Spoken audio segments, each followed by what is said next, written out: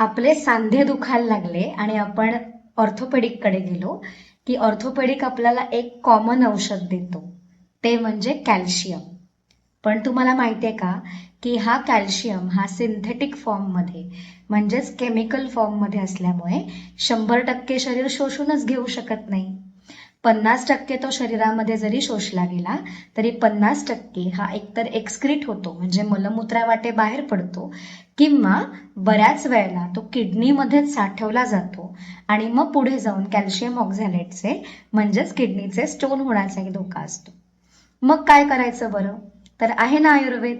अशा बऱ्याचशा आपल्याकडे आहार्य गोष्टी आहेत की ज्याने नॅचरली आपलं कॅल्शियम हे दणदणीत वाढू शकतं आणि आपल्याला कोणत्याही आर्टिफिशियल कॅल्शियम सोर्सची गरज लागत नाही. सोप्या 4 गोष्टी सांगते. नंबर 1, तीळ आणि अळशी या दोन्ही गोष्टी याचं प्रमाण घरामध्ये ठेवा. ते चावून चावून तुम्ही खाऊ शकता किंवा त्याची चटणी बनवून खाऊ शकता.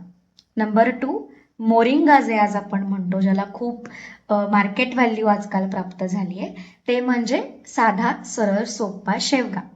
आता हा शेवग्याच्या पाल्याची भाजी आणि शेवग्याच्या ज्या शेंगा असतात त्याची भाजी आपल्या आहारामध्ये आपण आठवड्यातून 2 किंवा 3 वेळा सूप फॉर्ममध्ये, भाजी फॉर्ममध्ये ठेवायला काही हरकत नाही. याच्यामध्ये सुद्धा खूप चांगल्या प्रकारे कॅल्शियम आहे आणि नुसतंच कॅल्शियम नाही तर हाडांना ताकद देणारे आणि हाडांमधली आतली सूज कमी करणारे नॅचरल घटक आहेत. नंबर 3, आपला सगळ्यांचा आवडता मखाणा.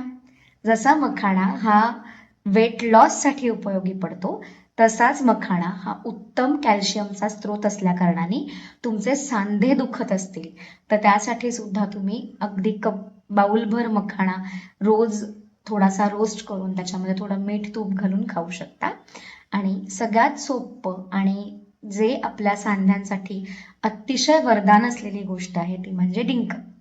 आता हा डिंक कसा घ्यायचा आहे? तर आता सध्या उन्हाळा आहे, तर उन्हाळ्यात डिंक थोडासा अवॉइड केलेलाच चांगला. पण उन्हाळ्यात सोडून बाकी 8 महिन्यांमध्ये डिंक हा भाजून त्याचा लाडू फॉर्ममध्ये किंवा नुसतंच डिंक भाजून त्याची 1 चमचा पूड ही रोजच्या जेवणामध्ये, रोजच्या खाण्यामध्ये तुम्ही ठेवलीत तर ती सुपरफूड म्हणून अतिशय चांगली कॅल्शियम वाढवण्यासाठी नॅचरली मदत करते.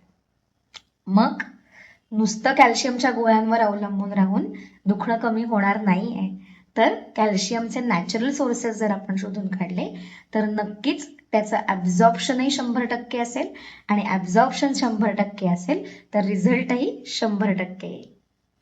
अशाच इम्पॉर्टंट व्हिडिओजसाठी वेदोलॉजी स्पेशालिटी क्लिनिकला लाईक, शेअर आणि सबस्क्राईब जरूर करत राहा. धन्यवाद.